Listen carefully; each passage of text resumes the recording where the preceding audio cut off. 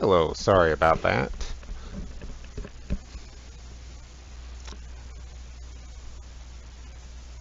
Okay, it looks like I don't have any ads playing right now. So, welcome back. This is Online Speed Buddies 2016, a charity event uh, meant to help the Fallen 15. Just go over this real quick. We the charity Fallen 15 is a charity that is supporting veterans that are trying to reintegrate themselves back into society, and they do receive money to also help veteran the veteran families that have actually lost their loved ones, but the money does not go directly to the veteran families, but they are putting it to good use. So today we have quite a bit of a shorter day than what we did yesterday, and we're going to kick this off with Drakodan with Undertale Genocide. And without any further delay, we're going to go ahead and switch it over to him.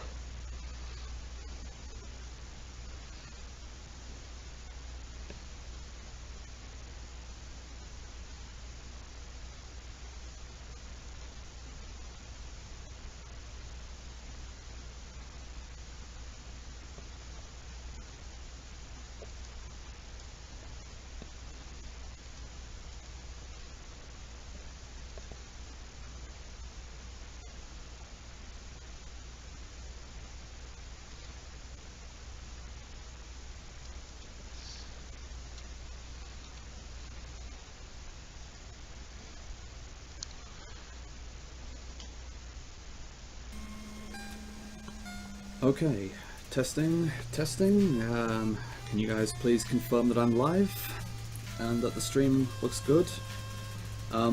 Before I'm going to start, I would like some confirmation that everything as far as the stream window and such does look properly aligned, as I was notified that there may be some post-processing done on the organizer's end, but I've actually aligned everything in the layout myself. So, if I can just get confirmation that we're all good, then I can give an introduction to the game and to myself a little before I begin, and then I will just get underway. I see that the stream window is being realigned now. Okay, so I guess I'm just going to talk about the game and the run a little bit before I begin. Okay, so this is Undertale, as you guys know. This game was released last year, 2015, so it's a relatively new game.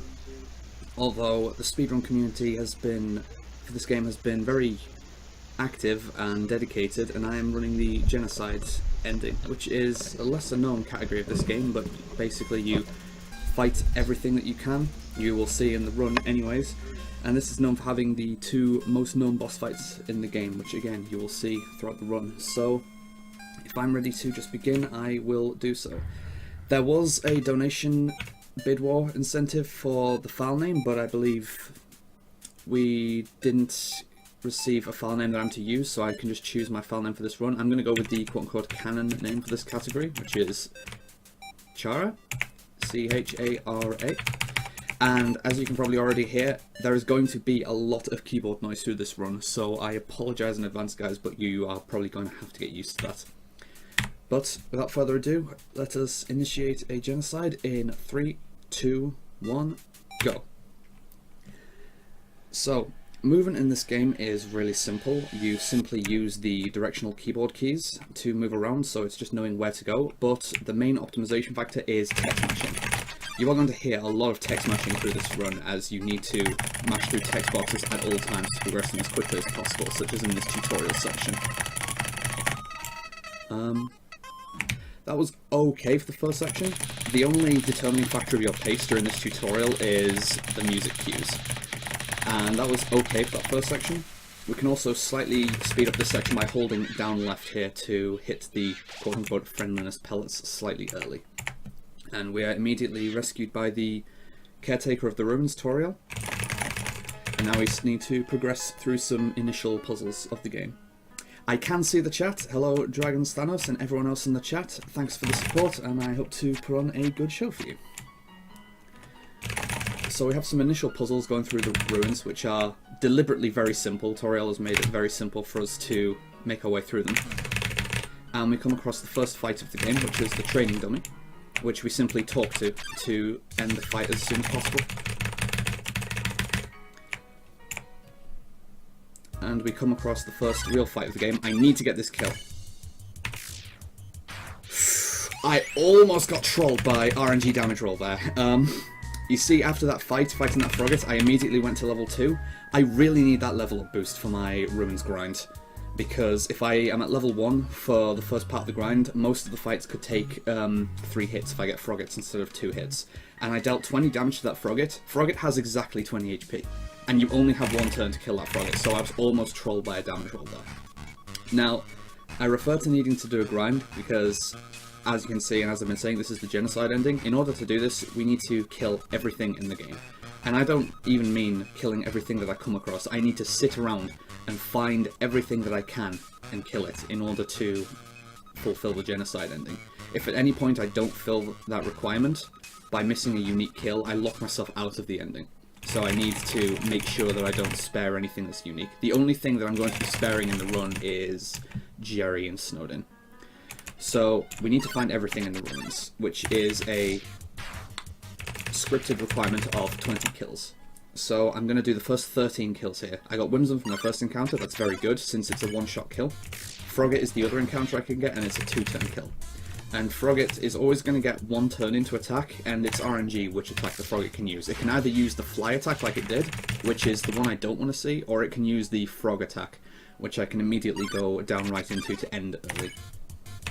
So RNG in this grind so far is below average. I've had 1 Whimsun, 2 Froggets, and both Froggets have not given me a skip. This is below average, but the RNG in this grind is incredibly variable, and to be perfectly honest, it's the second half of the grind that's the more important set of RNG anyway. It doesn't really matter how well or badly this first half goes, it really depends on the second half. That's because of the way the encounter rate works, which I'll talk a bit more about in a little bit. So far, okay, 3 wins. This is decent so far. So it's not really noticeable so far, because the encounter rate algorithm works in a sort of exponentially diminishing pattern, but as I'm grinding more kills, it will progressively take longer and longer for me to get encounters. For the first few kills, it's almost immediate, and from about now, I'm going to start getting kills a lot less frequently, and this is really good RNG. 7 kills, 5 Whimsuns so far, so this is going to be number 8. At this rate, I'm probably going to get my level up for 3 after my 9th kill. Yeah, oh, definitely. Oh, wow, this is really good so far. So this is going to be kill 9, and this will bump me up to level 3. As you can see, this encounter's taken a little longer to get. Okay, it's a frog. There's the frog, so that's a skip. And level 3. So 9 kills. Like I say, I need to stick around here for 13 kills. I get the first 12 kills here, so this is going to be kill 10, and then I do 1 more circuit of resetting the rooms. And I'm resetting the room every time because encounters in this game are based on the step counter. Like, as soon as you enter a room, your step counter starts accumulating as you're walking around, and you get an encounter after a certain number of steps. And you can reset the step counter by leaving the room and exiting a new room, so that's why I'm doing that periodically. And now that I'm level 3, I can also kill these Froggets more easily with red attacks. The hits obviously do more damage the closer the cursor is to the center, but you don't need to get central hits in order to kill those enemies. So this is my last kill for this section. Let's hope for 1 more Whimsun. Hey! This is extremely good so far. Mass through some more text tutorial. And I get 1 more kill here. So this is kill 13. And then the second half of the grind takes place in 2 rooms' time. Oh, nice! Yeah, in the triple rock room. First of all, we've got the cracked panel room, which has a simple solution. Like, this solution is the same every time. You just need to follow a specific path to get through here. And now the triple rock room. This is where the RNG needs to be good. There are 5 different types of encounters I can get in this room. I can get single mold small, double mold small, triple mold small, double Frogget, and Frogget Whimsun. Single mold small is awful. It's the one thing I don't want to see, and it's a 20% chance. What I do want to see is Frogget Whimsun for my first 2 encounters. Triple Mortimal. That's okay. This is one of the encounters I do need to see, because since I need 7 more kills, the optimal to get is 2 sets of Frogget Whimsun and then this Triple Mortimal. So if my next 2 encounters are Frogget Whimsun each, this still counts as having very good RNG for the grind. Even though the order is slightly wrong. Preferably, I would like to get this encounter as my 3rd encounter when I have 3 left. Since as the step counter increases exponentially, like I said, it gets harder to get encounters as you have less kills left. Therefore, I'd prefer to get the triple encounter when I have 3 left, as it would take slightly less time. It's also why I don't want to see single Moldsmals, because if you're only getting 1 kill at a time, you can very easily end up with 1 kill remaining. And if you ever have 1 kill remaining on your kill count, that encounter takes a very long time to get. I want to say it takes upwards of a minute to get an encounter if you have 1 left. So we're going to see in a couple of seconds what my next encounter is. I'm really hoping, I'm honestly hoping for really good RNG here, not just because, you know, marathon run, but because this is, this is potentially PB pace right now if the RNG remains good. Like, my first half of grind was actually extremely good. Come on, give me a skip here. Nope, that's not a skip. You can tell if the Frogget's going to give you a skip or not based on the text he gives you. If he says, I think if he says ribbit ribbit, that's a guaranteed skip, and if he says croak croak, then he will either choose the skip or the fly attack. And the other text options will give the fly attack, which is hop hop and meow. So as I'm starting all of these fights, my text, my menuing for each fight is Z down Z in the event that I get Frogget Whimsun. Because if I get Frogget Whimsun, that will make me immediately attack the Whimsun for an immediate kill. And if I get any other encounter, it makes no difference. So I currently have 2 left, and I need to hope that I don't get single Moldsmal here. Oh! Is this real right now? Is this actually real right now? This RNG is phenomenal. This is an actual legitimate PB attempt right now, and I'm currently 3rd place on the leaderboard for Genocide. So, this isn't good enough for world record, but this could be good enough for 2nd place if this continues. So, we know that we've triggered the Genocide requirement because you just saw there. I quickly got an encounter, and one here as well, but nobody came. Nobody's coming because I've literally killed everything in the ruins, and now we have nothing to do but to progress to the end, which makes a substantial difference once we do the Toriel boss fight.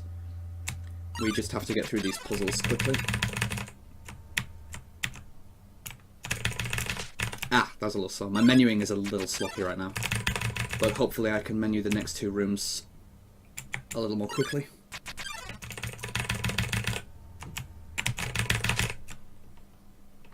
And one more switch behind this pillar here.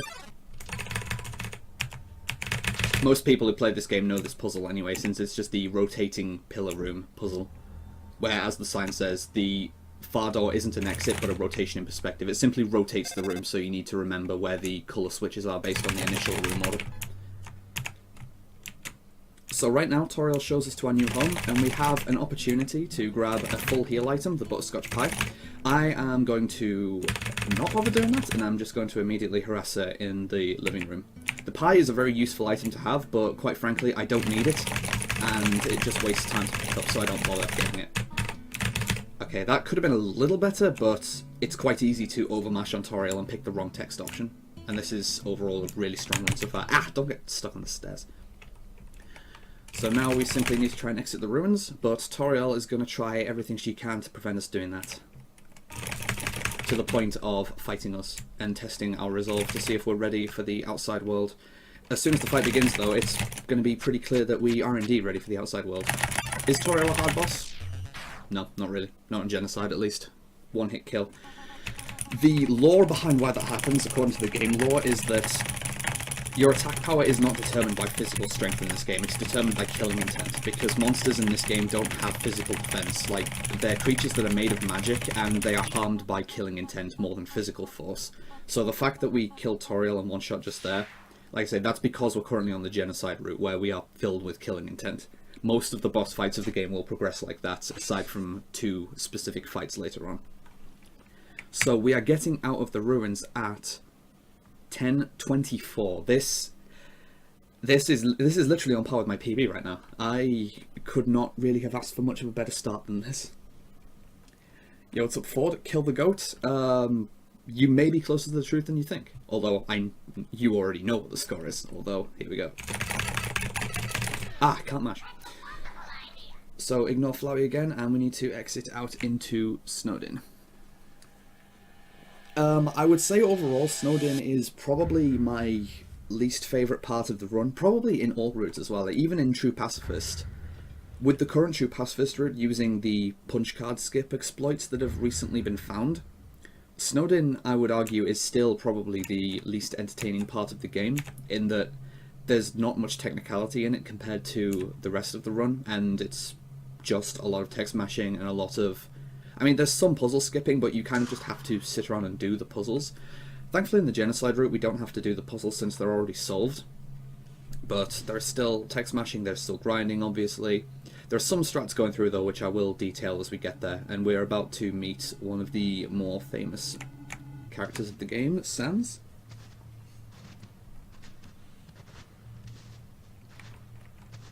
Text mashing coming. And I'll detail exactly how I'm doing the text mashing actually. So the main action buttons in this game are Z and X on the keyboard, and those are mirrored by Enter and Shift, which you can use with your right hand. So I'm basically alternating inputs between Z, X and Enter Shift. And I'm also using the left shift key that's next to Z. So I'm actually using 5 fingers to use text mashing in this game. So like if you're like listening to this and think this is way too fast mashing to be done with 2 fingers, well, you're right. It's because I'm not doing it with 2 fingers. I'm doing it with 5 fingers. So we take the Tough Glove out of the box here because we really need the attack power boost, and it also helps to have the stick as an item that we can use. And our first encounter here is always this Snowdrake, which is a 2-hit kill with the Tough Glove as long as the hits are decent. And then we immediately come upon Sans and Papyrus again. So the kill count for Snowdin is 16, and Snowdrake does count as a kill there, so we currently have 15 left. A couple of the encounters in this area don't count as kills towards our kill count, namely Doggo, the Dogai mini-boss, and Greater Dog. Those enemies do not count as kills, so if doing this category, it's important to know which fights actually count towards kill count. Please don't get the phone call here.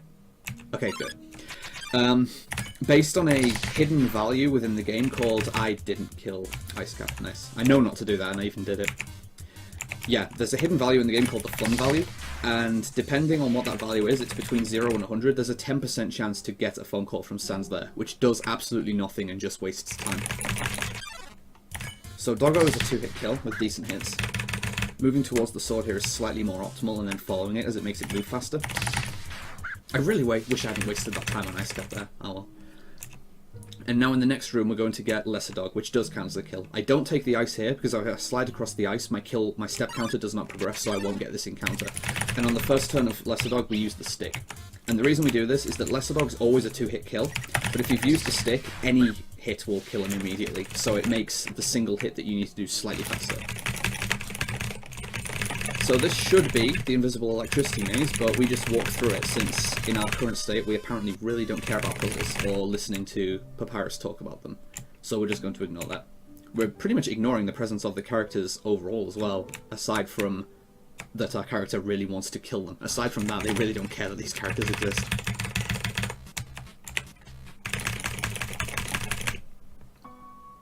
Yeah, we really do not like puzzles. So we have periodic save points where we could get heals, but we don't need them. We're going to get our 4th kill on the bridge here. This is where the random factor starts. From this point on, we're going to get nothing but Jerry, and then a combination of Ice Cap and Snowdrake. Well, Chilldrake. I didn't kill Jerry again. Ice Cap again. I really need to actually focus on what I'm doing. Especially since Jerry is in this fight, which is extending the duration of the enemy attacks. So whilst I'm in fights like these where I can menu multiple targets, I need to be careful that I don't trigger what is known as menu glitch in this game, where this game was programmed entirely by Toby Fox alone, and it's fair to say, I mean, he's admitted as much, that he's not a particularly good programmer. And he encountered a problem whilst programming this game where, after menuing an enemy and attacking them, when the enemies then speak, when their speech bubbles are on screen afterwards, the menu will still register directional inputs. So like right here, if I press down, it still registers a down input or an up input, and I could menu the wrong enemy. And I want to kill the female dog here first, Doggeressa, because if she's dead, then Doggerme becomes a 1-hit kill. So it's possible to react too early to try and get out the way of these attacks by pressing down. That will register a down input and will then menu you up to Dogamy. So that can waste a lot of time, and that happens in a lot of different spots actually. So then he gives up and we just get a central hit for a one-hit kill and we progress as normal. My execution is a little disappointing so far, since I shouldn't have whiffed those hits on the ice caps because I should have just gone for central hits, but I keep forgetting and haven't really committed to memory yet that you can only get yellow one-hit kills on them if you're level 8 already. Level 7 even. I think? I don't even know what I'm on about anymore. My matching could be a little better as well so far, although the RNG, as we've seen, very healthy RNG so far. So we had Snowdrake, Ice Cap, Lesser Dog, that was 3, so then we got the double, that was 5. So we've had 5 kills, and we currently have 11 left in the grind, and we're about to reach the end of the area. The next screen has Greater Dog, which doesn't count as a kill, so by the end of the area we'll have 11 left, so I just need to bear that in mind for my grind. So we come across Greater Dog here. There is a little bit of RNG in the Greater Dog fight. He can choose one of 2 attacks to use, and I want to see a particular attack where he has the dog at the bottom of the screen, because I can, like the frog attack, run into that to end it early. Okay, we didn't get it first try.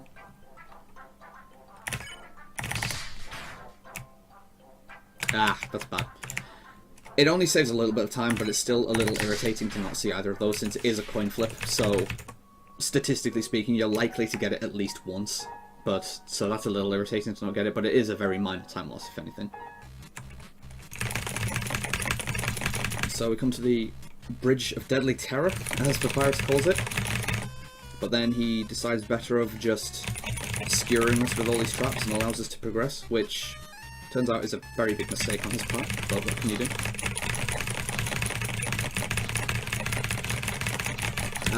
Wow! It doesn't look like I'm making mistakes there, but I know that I'm making huge mistakes there. So this is the final area of Snowden, so this is where we do our grind. And rather than use the, as we call it, wall humping trick, as I was doing like this, to vibrate repeatedly against the wall, the simple way you execute that is just by holding up and down simultaneously, and that just makes you vibrate on the wall. We simply do that because it keeps the step counter progressing. It doesn't make your encounters come faster, but it just means that the step counter continues to increment as you stay in place, so you don't need to constantly move around. For this area though, I actually do want to move around the loading trigger, because if I do the wall humping in that spot at the top wall, then it wastes a little bit of time to come back down to hit the loading zone here. Whereas if I do it here, then I can immediately hit it first frame coming out of each fight to just transition the room immediately. It's a very small time save, but it is important. So 8 left after the ice cap.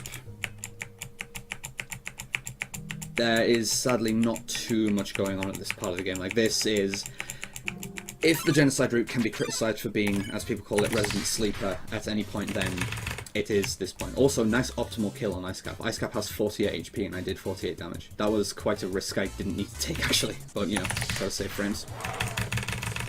And then a simple hit will kill Childrake quite easily here. Oh, no! I thought I was good, but then I wasn't. I should actually be careful here because I have been killed by Childrake before in runs. The attack patterns that Childrake uses are completely random, and although the corner is supposed to be a safe spot, as you can see, sometimes he can still land an attack in that exact spot or start one in such a spot that you hit it as you're on the way to the corner. Like that. If that had been earlier, then I may have run into that. This is fairly healthy so far though. After this encounter, we're going to have 4 left in the kill counter. So ideal would be to get 2 more of these encounters with Jerry and Childrake. Jerry is an enemy that I can afford to spare and not kill despite needing Genocide, because he's not a unique encounter. Like, if I'd spared Doggo or any of the other unique dog enemies, that would have killed the Genocide route. But I can spare Jerry, and that's a good thing, because Jerry takes a lot of hits to kill. His defense is absolutely huge. So with 4 left, I would prefer to get 2 more triple encounters so that I can kill the mooks. Yep, okay. So I'm going to kill Ice Cap Childrake again, which will leave me with 2 left, and then I want to get 1 more of these encounters. and it's a 50% chance for either. You will always either get Jerry and Ice Cap or Jerry, Ice Cap and Sheldrake. It's just a 50-50 shot. And I'm currently getting really good with these coin rolls. So, 2 left. One more encounter. This is the one that counts. Even though Jerry takes a long time to kill, I will not spare him if I just get Ice Cap Jerry now. Because, as I say, having one left in your grind means that the encounter takes a long time to get. And by a long time, I mean a really long time. It takes a lot longer to get an encounter than it does to kill a Jerry. So whatever encounter I get, I'm going to...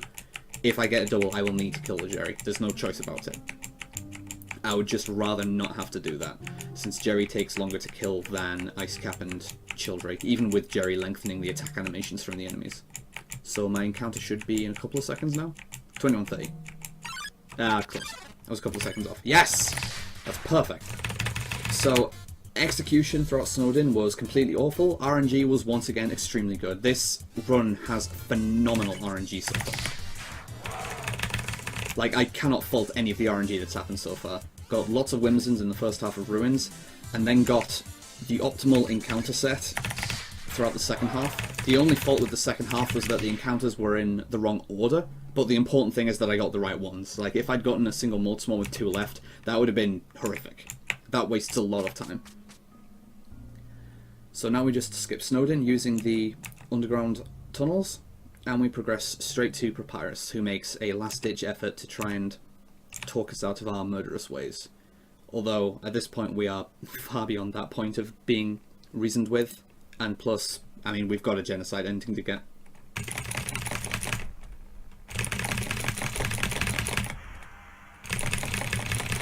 I hope Papyrus isn't anyone's favourite character. Because, yeah. So, relative to my PB, I mean, I am constantly judging this run against my PB now, but I'm losing a bit of time on my PB in this Snowdin since, as we saw before, my execution on some of the fight hits was... I was jumping the gun way too much with when I thought I could afford to get hits, and I was just whiffing the ice caps. I don't know if a high damage roll on those attacks would have been enough. Like, I don't know if I was getting high damage rolls or low damage rolls. All I know is I should have known better than to attempt that. That's about 15 seconds gone relative to my PB, I think, but this can still be an extremely healthy run. So we're now entering Waterfall, where, as a lot of people know, the main boss here is going to be Undyne. Lots of optional content we can get here, such as the Alt Tutu behind the waterfall there, but we opt not to, because it's simply faster to ignore it, and I don't really need the extra defense. Undyne is a difficult boss, but I shouldn't, quote-unquote, take hits against Undyne. It can happen, but I know the Undyne fight very well, and I shouldn't take hits, as long as I'm paying attention. But before that happens, as you may expect, we've got another grind ahead of us, and a couple of chase sections involving Undyne as well. The kill requirement for Waterfall is 18 kills, and the RNG factor in Waterfall isn't actually very large, since the first few encounters that we get are scripted. Not all of them we take, because again, the encounters that we get, they're not all unique encounters, so we can actually afford to spare some of the encounters that we get, and it is actually faster to do so. We're going to do that with the first 2 encounters that we find here, which is Aaron and Washua. And we're able to exploit immediate fleeing since we haven't changed our armor in this game yet. It's another reason why you don't want to pick up optional armor, because you start the game with the bandage equipped, and whilst you have the bandage equipped, you have a 100% flee rate from fights. Like, anytime you choose the flee option, you will escape successfully. But it's not guaranteed if you don't have the bandage equipped. Even if you unequip and then re-equip the bandage, you still don't have 100% flee rate. It's only whilst you haven't unequipped the initial bandage that you have 100% flee rate. So we ignore those first 2 encounters because we can't get 1-turn kills on them yet. Aaron, we can't ever get a 1-turn kill on during the grind. Washua, we can, but we need a better weapon first. So, we have now the first Undyne chase sequence with these nice RNG spears, which can give us really trolley movement patterns, which I'm just going to hope not to see. Like that, if I'd kept going, that would have hit me. Oops, that looked a little closer than it was though, because thankfully the character's hitbox is a little disjointed with the way these spears are coming down. You can take a spear through the head and it probably won't hit you. It's mostly the character's body that's the active hitbox there. So that's a convenient thing to be able to exploit.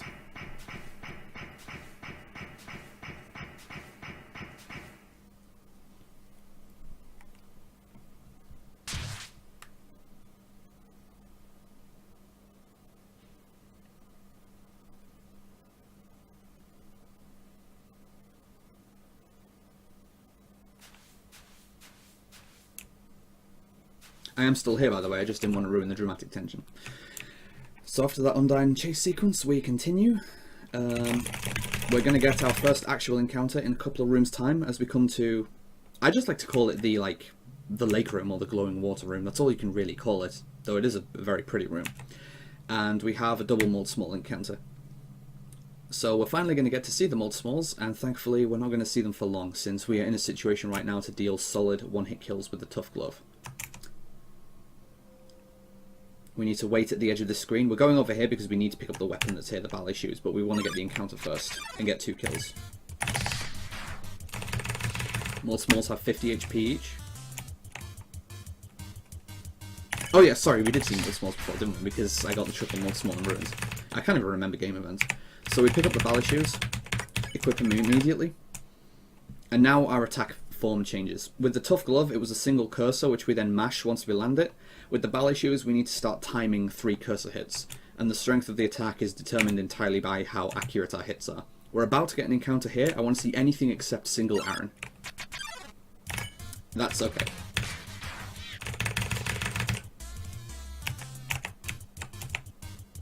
For safety, I'm going to take the Aaron, even though this is quite a long fight to take. As you can see, I can't deal one-hit kills to Aaron, even with a perfect hit. Even once I'm level 10 with a perfect hit, I still don't deal enough damage to Aaron to get a one-hit kill. So Aaron's fairly slow to kill, but I just want to have the numbers high on the kill count. I'm currently at 4 kills. Waterfall requirement is 18, so we have 14 left. And our next encounter is in the next room, and it is again scripted. We're about to run into a Sharon, so that'll be 5. Right here. My hit quality really needs to increase. The upcoming boss fight will not be over as quickly as it can if my hit quality doesn't increase soon. So 5 kills, and now we get a little escort section with Monster Kid. If I had my keyboard cam on right now, which I normally do during streams, this is a good opportunity to see some very weird keyboard fingering positions, since I can only describe the finger placement I need to move optimally through this section as weird. I'm currently using every finger except my thumbs on both hands, so it's cool to be able to see that. Ah, go. And then I need to make a very weird change right here so that I can hold the up key as well. Moving through this 2D room uses the same wall humping trick as the other rooms, where I hold up and down simultaneously because it actually doubles my walking speed. It's the only spot in the run that actually uses any movement tech, really, as far as I know. In this route, at least. On True Pacifist, there's a couple more places where you can exploit that, but that's the only instance of something like that happening in the Genocide route. So, we have the second Undyne chase sequence here, with the spears that pop up out of the ground, and we're actually going to exploit a little bit of RNG manipulation here. These spears do pop up randomly, but they're somewhat predictable in where they're going to go. They always spawn ahead of the direction that you're currently walking in on the frame that they start to appear.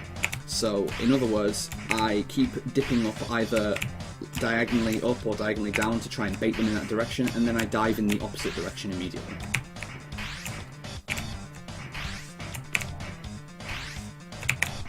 That was unfortunate, but I didn't get punished.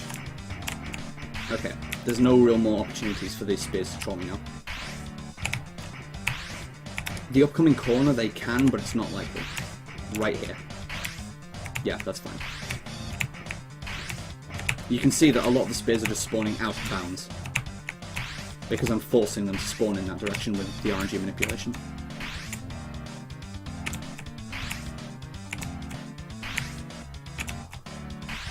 And now after that third set of spears there, we simply turn back, and that is the end of that sequence.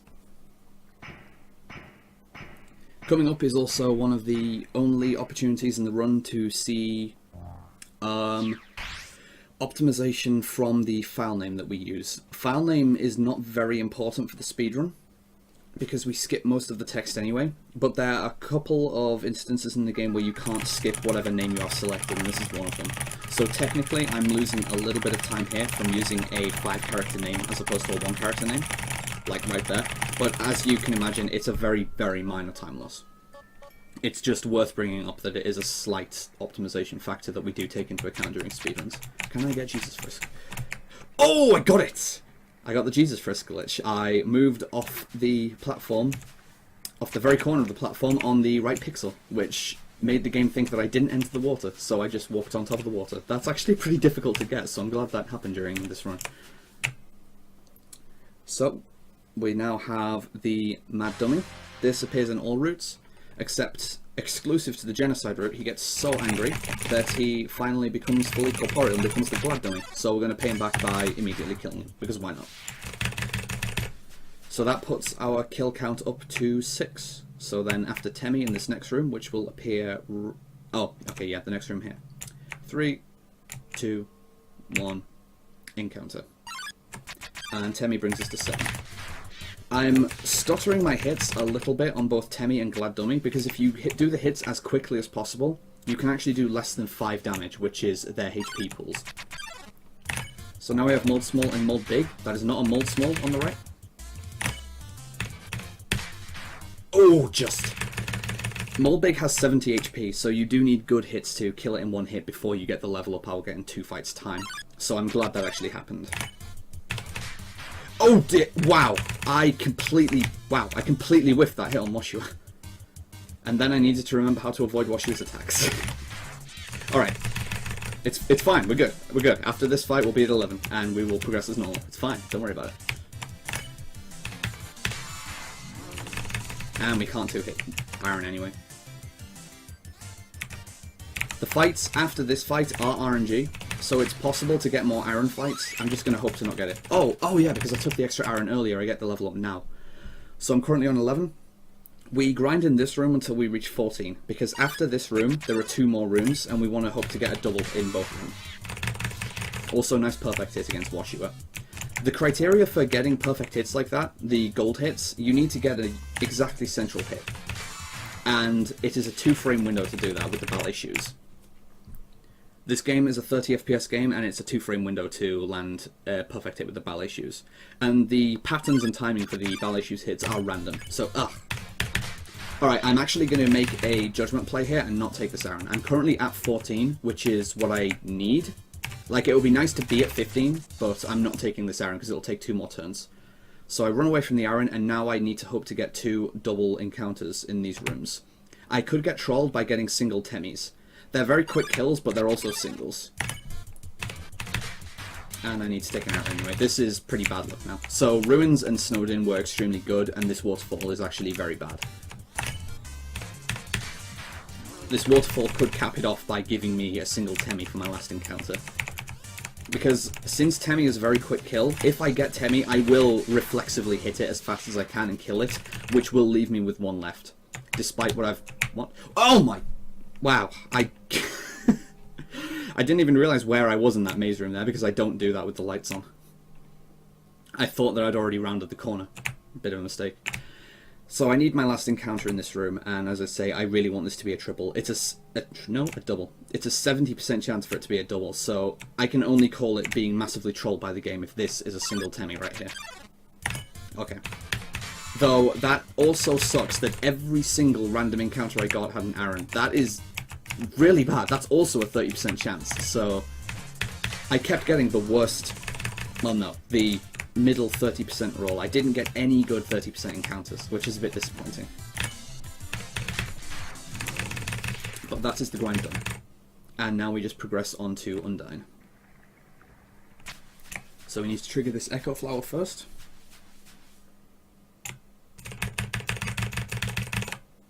And we have this quick scene with Undyne. I know that I don't need it, but in the interest of marathon safety, I'm going to take a safety save before Undyne. Like, I suppose realistically, I can't really predict what sort of unbelievable accidents I could encounter, and it takes a couple of seconds at most to save, so I'm just going to do it, even though I don't need the safety save. Plus it means if my game crashes, then I've got somewhere to restart from. So, why not? So now we just progress upwards, and in the next room we are going to have our save point. And if at this point you haven't fulfilled the kill requirement for Waterfall, the game will actually warn you when you're trying to progress up there that you still have kills to get. It's the only time the game will do that to prevent you from not triggering the Undyne fight. But at no other point in the game does the game actively say, yo, you're not finished, go back, without looking at a save point to see what your remaining kill count is. So we decide that we finally had enough of Monster Kid, and we dispose of him. Or rather, we try to, but then Undyne comes and saves the day, so we're going to fight Undyne instead. And not just the regular form of Undyne, since Undyne falls apart and then pulls herself together to try and stop our killing rampage. So we're going to fight Undyne the Undying, which is justifiably known by many as one of the hardest fights in the game. This is, as far as the combat mechanics go, this is the most technical point in the game. I need extremely good quality hits in this fight. So there's a quick kill you can get in this fight by getting very high quality hits. You can see that her HP bar is absolutely huge, and I'm dealing huge damage. Undyne has... hang on. Undyne has 23,000 HP, and in order to get the quick kill before her very slow attack, I'm going to need to do the fight in 14 turns, which means I'm going to need to average 1,642 damage per hit. And I'm only going to get that by getting 2 perfects and a very near miss, at worst, each turn. Like, these hits are like about on par, but I need to get some perfects to ensure the quick kill. And if I don't get the quick kill, it simply results in the fight taking an extra turn, which is about another 15 seconds. Good. Magic Pixel! Hey, I found the Magic Pixel. So normally you'd need to try and periodically dodge these spears, but there, as you can see, there's a pixel here where you can just sit and they don't do anything. Ah, that was a very bad hit. I'm not going to be talking too much during this fight because this requires a lot of focus, sorry.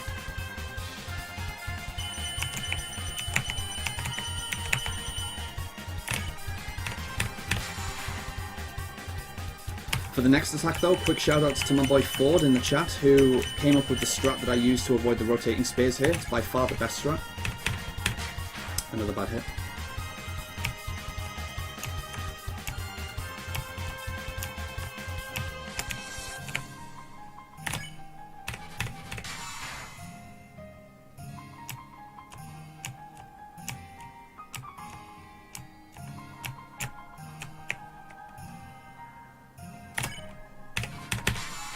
I don't know if I'm on pace for quick kill. I need very good hits from here. I've had a couple of poor hits, a lot of average hits, and a couple of good hits. That's just killed it. I think that hit did too little damage to be able to hit the quick kill now, which is disappointing. It is disappointing. Oh yeah, this is going to be very close. If this is a perfect, I think she might have a couple of 100 HP left. So I've got no choice but to tank the long attack now. Yep, look at that. Oh, that's disappointing. If I just increase my consistency in this fight a little more, I will be able to consistently get that. But as it is now, I keep very narrowly missing it. And so I needed to wait through that attack. Thankfully, if you narrowly miss it, you can just mash the last attack since it does about 650, as you saw. So I'm a little disappointed at how the fight went.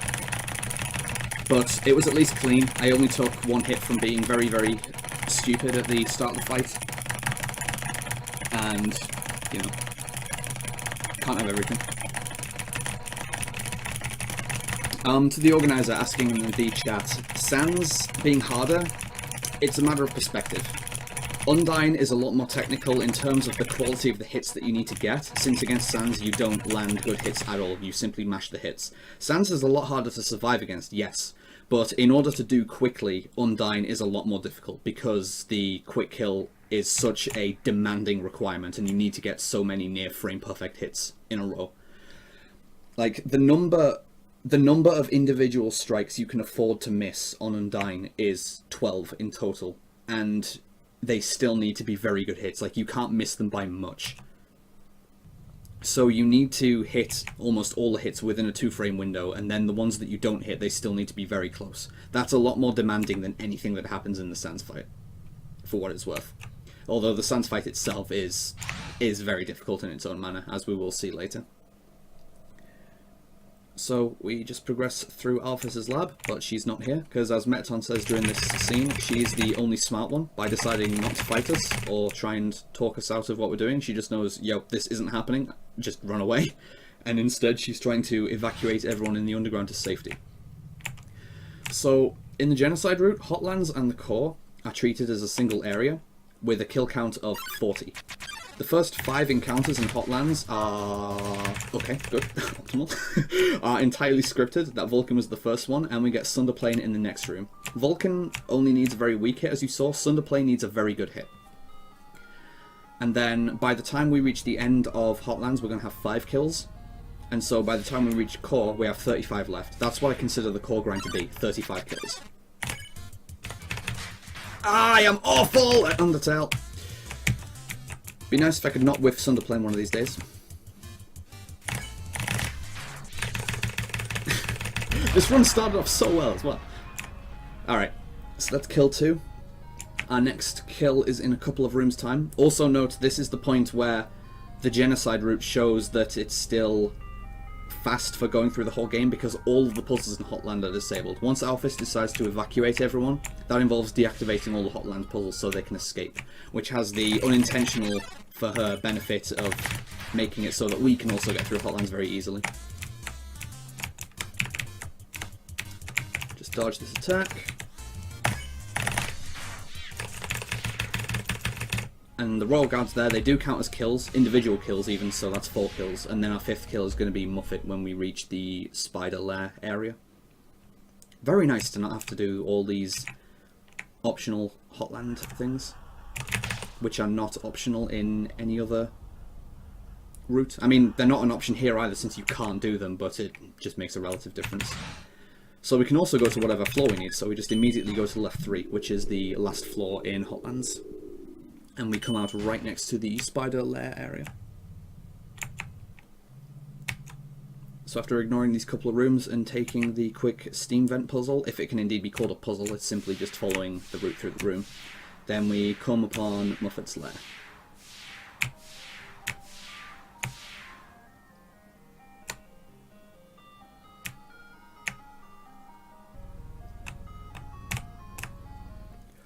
So just mash through a little bit of spider text. Yeah, please. I did XZ, that was the correct menu. And we walk really slow through these webs. And now we simply need to fight Muffet. Which is a simple fight, it's another one-turn fight, though we do need a good hit to one-hitter. Of course we get a perfect when we don't really need it, because why not?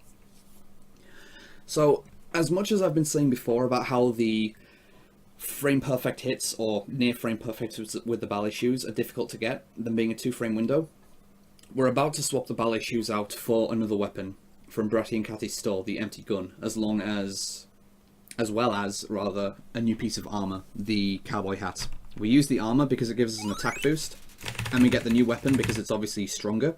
The new weapon is also a lot harder to use though, because the perfect hits on it really are frame perfect. There's a 1/30th of a second to get each perfect hit with the empty gun, and it's 4 cursors that you need to aim instead of 3, so it's significantly harder to get good hits with the empty gun than it is with the ballet shoes, though we need the attack boost. There is no option to, like, I simply need to use this weapon, and I need to just hope that I use it well. And I definitely do need to use it well, because the encounters that we can get in the core include the dreaded Night Knight and Magic, 2 of which are scripted encounters. And in order to one-shot both Night Knight and Magic, you need frame perfect hits for all 4 hits. You need to hit 4 perfect hits in the row with the empty gun. I'll take another safety save here just for the sake of it. And grind begins now. As the save point said, 35 left. First is Astigmatism. Good hit. Missed the perfect though.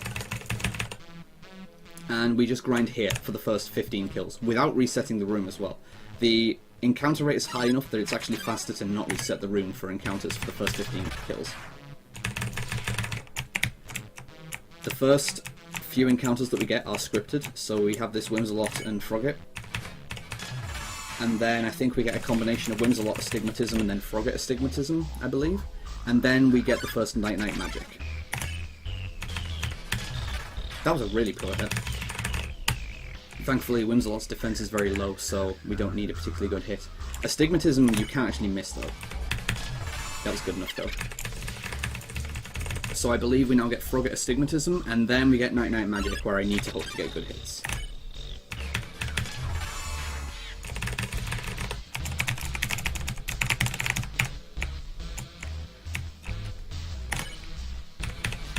Hey, that's what I want to see. 329 damage is enough to kill something like a Night-Night.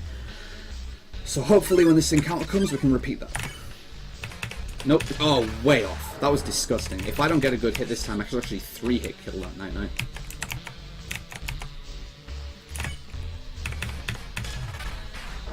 Oh! What is happening? This is horrible. My core in PB was also extremely strong, so this is... Please kill. Okay. The empty gun's damage disparity based on the quality of your hits is far wider than the ballet shoes, so that could have honestly not done enough damage to kill the Night-Night there if my hits had been a little worse. Right, so that puts us at 9 kills, and now I just need to focus on keeping track of my kills. So unfortunately there isn't too much commentary that I can really do here. This will pull us up to 11. So the route that I'm currently following here is that I'm not going to stay where I am and get all 35 kills. What I'm trying to do is, yeah, this is 11. I'm going to stay here for 28 kills and then progress to the warrior path in the upper part of the map where I can get 7 scripted kills. Because going for the scripted encounters is a lot faster than going for the random encounters when I'm near the kill limit. So this will be 13.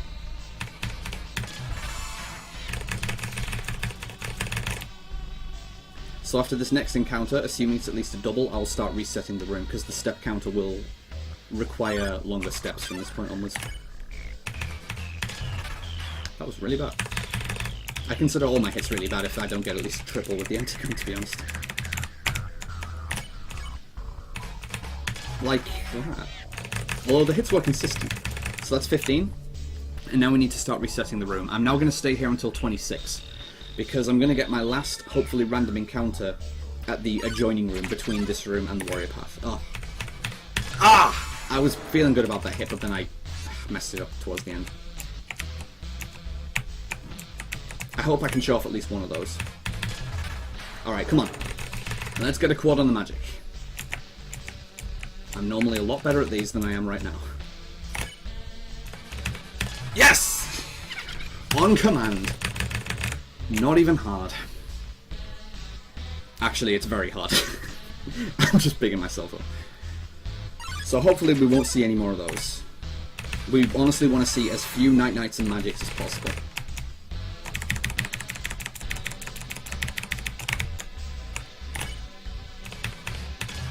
So that's 19.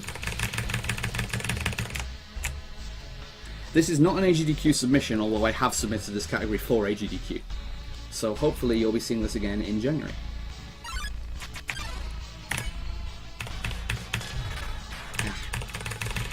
Okay, so this will be 21. And at AGDQ I will also have some help with commentary as well, because other Undertale community members will be attending AGDQ. So 21. So I should only need up to 3 more encounters to get to 26 here.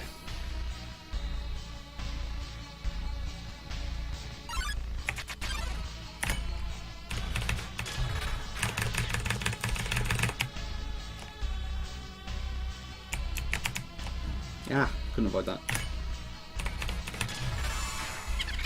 23. I would love to see a triple here. That'd be really nice. If I could get a triple encounter. Because you can get them, then that will bring me up to the 26 I need and would reduce the encounters I need by 1. It's a low chance though. Nope. Alright, change of plan.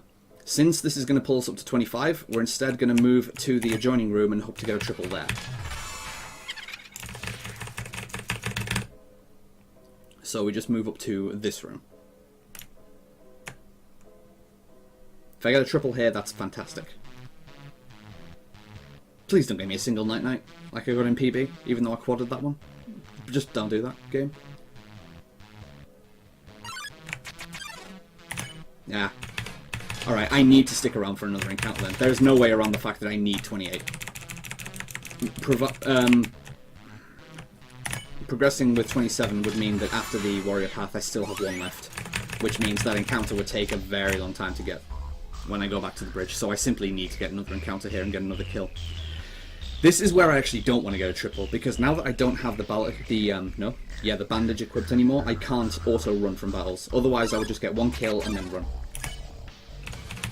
So this wastes a little time. I kind of need to kill the astigmatism here. If I try to run away from the astigmatism, it'll probably fail.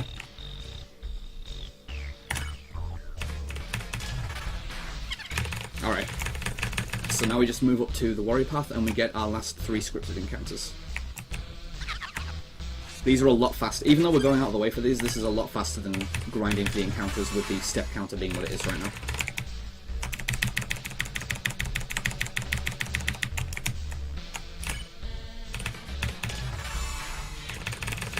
So now we have our last night-night magic. This is a scripted night-night magic, so I really need to hope for good hits here as well.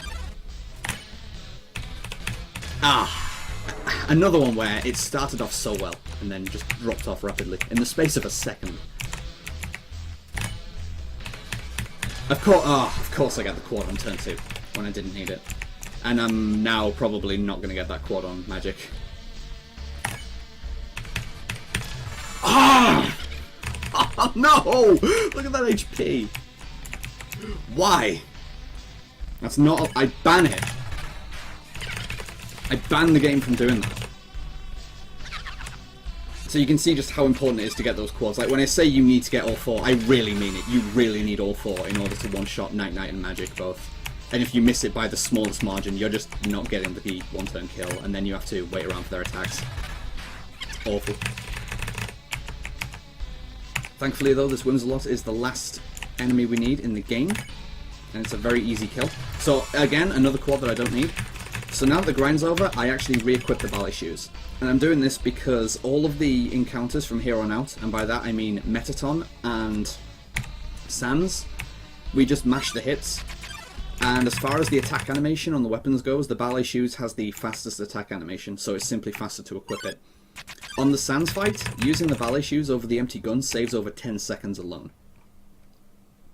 So it's well worth equipping. Like, the time it takes to equip is 1 to 2 seconds, but you save a lot more than that. So now we come up to Metaton. Metaton is known casually on the neutral route as a really hard boss, and this is his true form, which is like a human destruction robot. So now he's just dead. Because defense is very low, and our killing intent is still extremely high. Plus, according to what the lore says, Alphys does not take into account while designing Metaton that the player character always gets the first move in fights. And you can't not get the first move against Metaton. If you try any other action like spare or checking him or using an item or anything, it just says stage lights are blaring and it immediately goes back to your turn. You can't not take the first move against Metaton, so you always kill him in one hit. It's a nice little touch.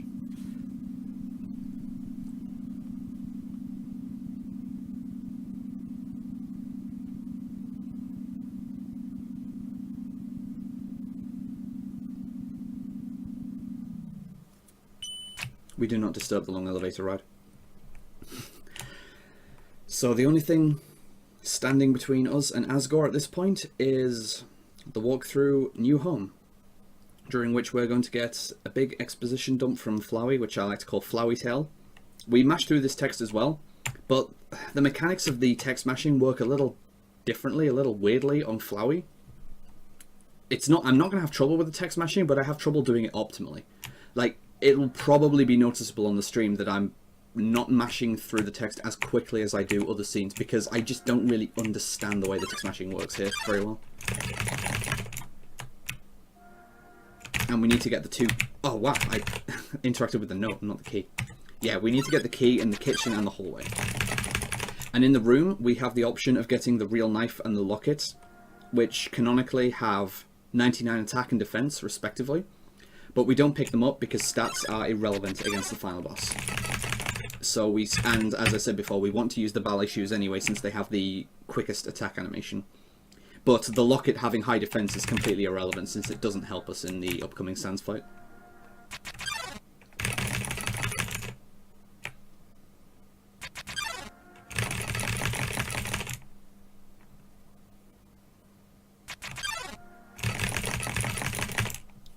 This mashing is actually pretty good on Flappy so far. I'm not normally this good at the mashing on these conversations.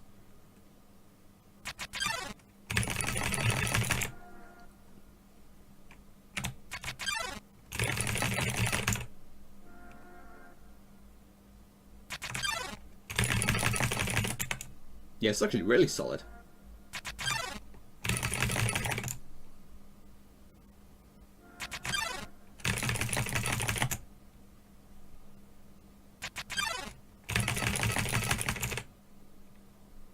So, we are coming up on the part of the game that I think at this point everybody knows this game for if they haven't seen any other part of Undertale.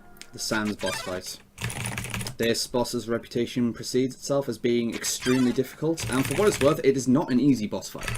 Obviously, in a speedrun setting, we just go through the fight as fast as possible, but it is a demanding fight, and I am going to take a safety save before the fight. Especially since I'm not at full HP. So the only thing standing between us and Asgore at this point is Sans. And he's going to do everything he can to stop us.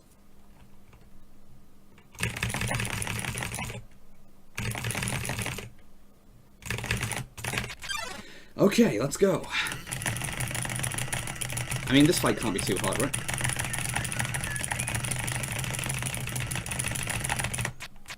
Sans is like a goofball and stuff. He can't be a strong character.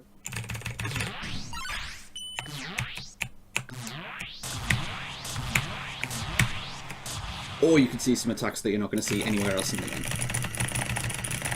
So, the only way to progress this fight is just to attack Sans. Every time you attack Sans, you progress the fight by a turn. And this fight is, I think, something like 28 turns long. So we simply need to know the order of his attacks and then do our very best to dodge everything that he throws at us. Using an item does not progress the fight, so the reason a lot of people struggle with this fight is that you can easily get stuck in an infinite cycle of taking damage each turn and then needing to heal. And when you heal, you don't progress the fight, so you just keep needing to heal if you can't handle his attacks. I've already taken a couple of big hits, but we should be good as long as I focus and don't take any major hits. I know the order that these attacks are going to come in, so I just need to be prepared. I'd rather not take that hit though.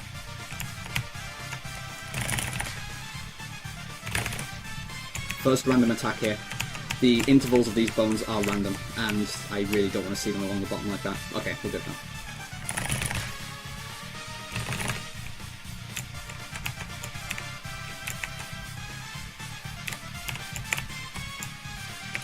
Friendly reminder as well that I don't have any healing items for this. The HP that I currently have, this is the HP I have for the remainder of the fight.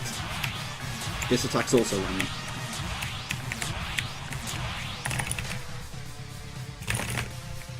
And it's difficult to avoid taking damage in the second half of the fight because of the menu bones that pop up, that you will steadily take damage in the menu as well. I should be okay though as long as I focus. So I will actually not commentate from here on out. I'm just going to focus on the fight.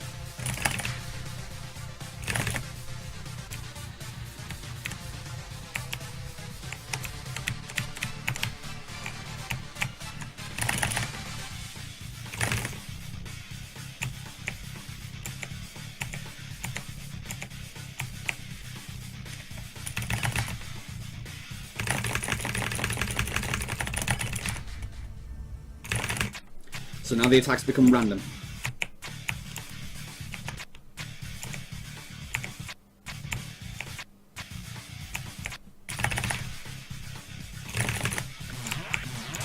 This is probably the most dangerous attack in the fight, since these angles can be very deceptive and you can take a major hit.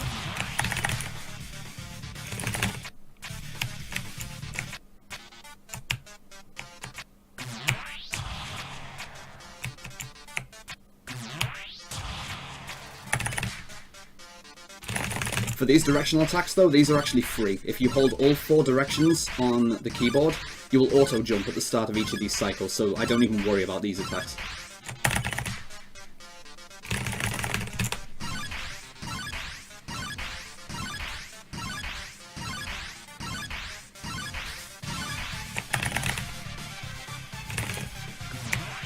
I'm probably going to need to get hitless on the final hit of this raid. That was dangerous. Oh dear. Alright, I need to get no hit for the remainder of the fight.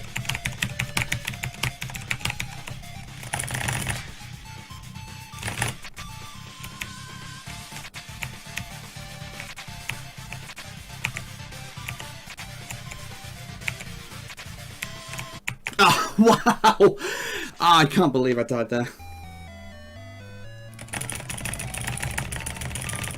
Alright. So that's a good example of why a safety save there is kind of necessary. That's actually the first time I've died on Sans in a long time as well, I'm not going to lie. But this time I'm just going to concentrate fully on the fight and not really commentate. Since that's why I took as many hits as I did there.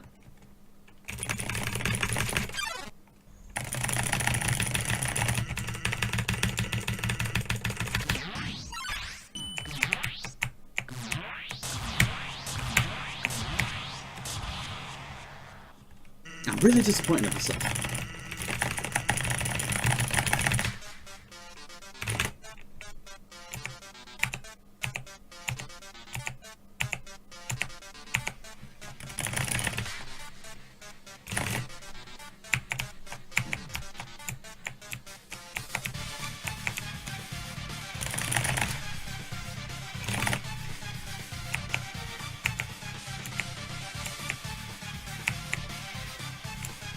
I didn't expect that last set to come.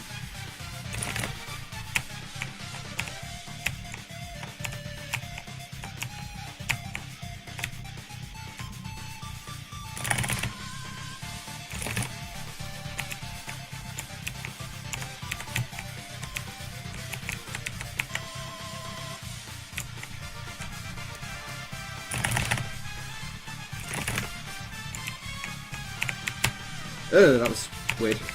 I really don't like these patterns. What is this? That took quite a bit of improvisation to avoid there.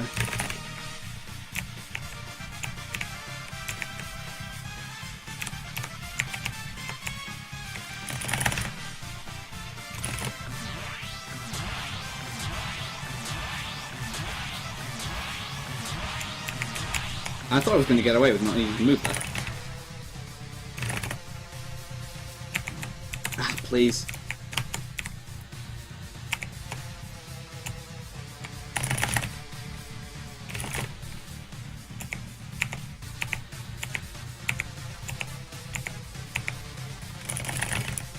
Ah, please.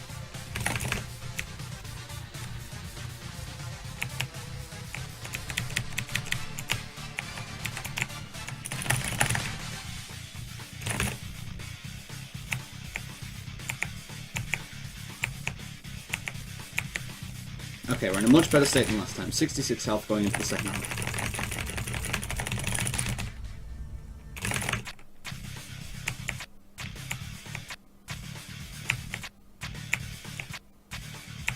I was about to say, you can do something else.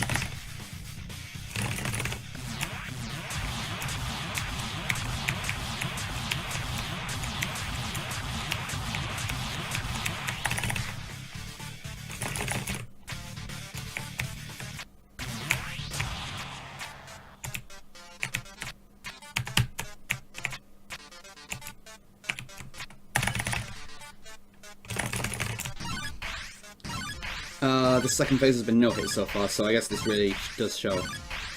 In order to be successful in this, literally all I need to do is just focus and not get distracted.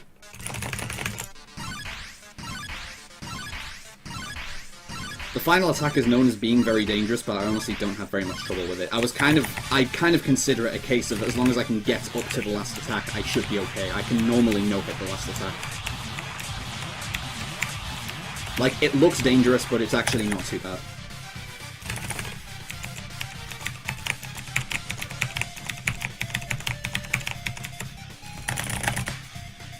Okay, last turn.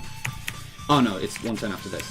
Because he needs to say, oh yeah, if you, now would be a good time to die if you don't want to see my special attack.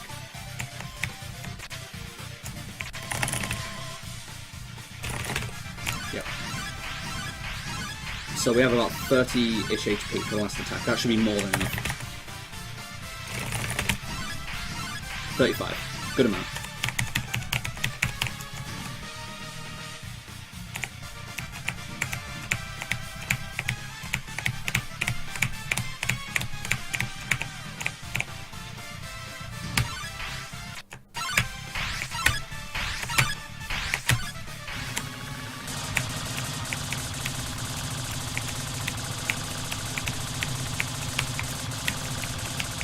And Genocide done. Whew. So overall, I am obviously very disappointed that I didn't actually beat that fight first try, but nothing I could have really done about that aside from concentrate more on what I was doing. In a different marathon setting, I would probably have had someone else take over the commentary for the Sans fight, I suppose. So, lesson learned, I guess, or just select my commentary moments a little more carefully. I'm also able to catch up on the chat a little bit now as well, since there is not too much going on for this section of the quote-unquote fight. I agree that Megalovania is a very good song, yes. Hello, Mystery Watcher. How is it going? And thank you for watching and supporting this marathon. Friendly reminder that Fallen 15 is a very good cause to donate towards.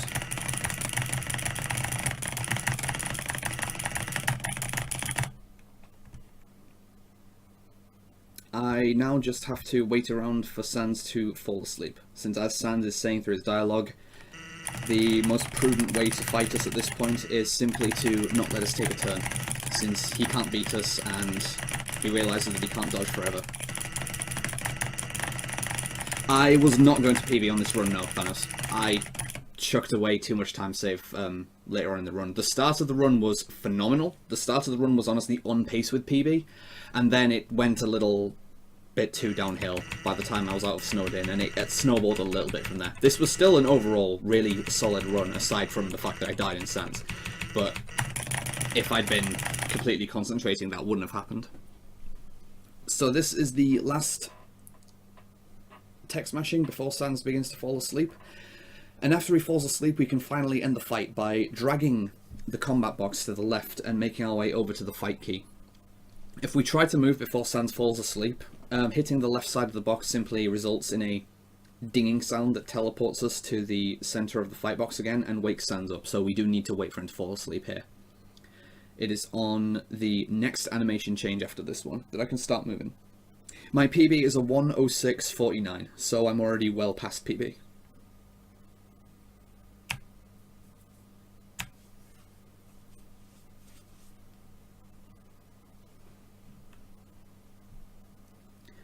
And my general estimate for what I believe should be safe for marathons is 1:10, so I'm kind of glad that it was manually changed to 1:15 for this marathon, because this is not going to be a sub 1:10 because of the death that I took on Sans.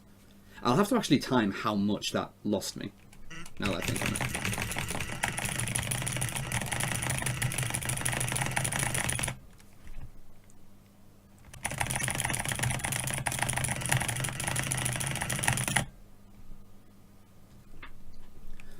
So the last enemy of the route is finally dispensed with. And we see that we do indeed get a kill from it, because if you look at the level counter, currently we are level 19, but then looks like Sans died. Yeah, I'm not entirely sure what this is going to be. I want to say this is going to be a 1:11, but I don't actually know until we just see the end of the game, because I'm not entirely sure how long the end sequence is. So we finally encounter Asgore. And you'd think that there's going to be a really epic fight involved here, but as we've been saying the whole time, Sans is the final boss of the Genocide route. There is no fight to be had here.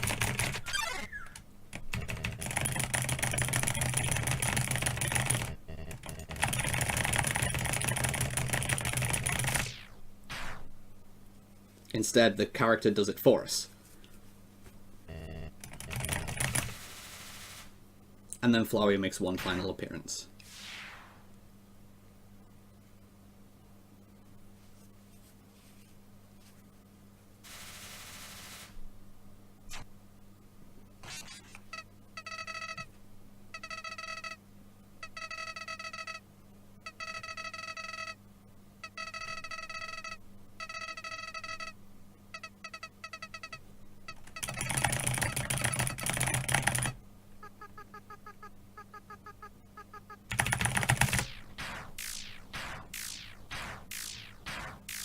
And then, yeah, that's pretty blue. And we simply have the end sequence with our actual named character. This is actually Chara.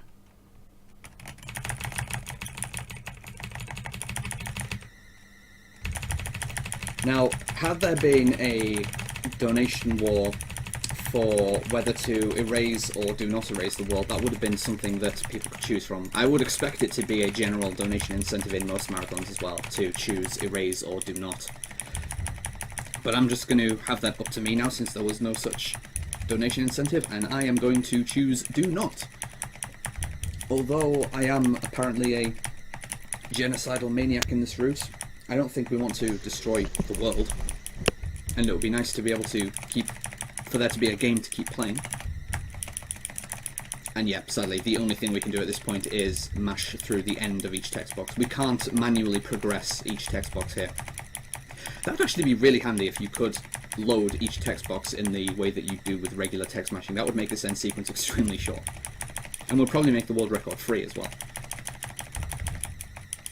That's me, Chara.